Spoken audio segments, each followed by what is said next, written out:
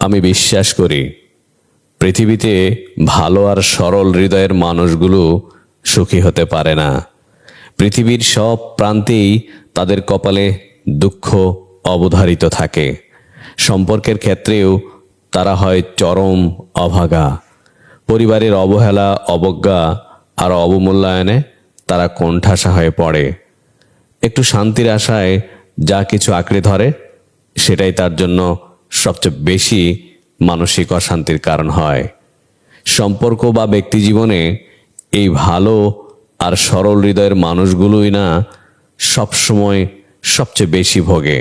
নীরবে সহ্য করে যাওয়া, প্রতিশোধে বিশ্বাস না করা, সব মানুষকে খুব সহজে বিশ্বাস করা, অতঃপর প্রতারিত হওয়ায় তাদের বৈশিষ্ট্য। ভালো আর সরল হৃদয়ের মানুষগুলোকে মানুষ ভালোবাসে, পছন্দ করেই শুধু তাদের আবেগ আর অনুভূতি। বিশ্বাস আর ভালোবাসাকে ব্যবহার করার জন্য।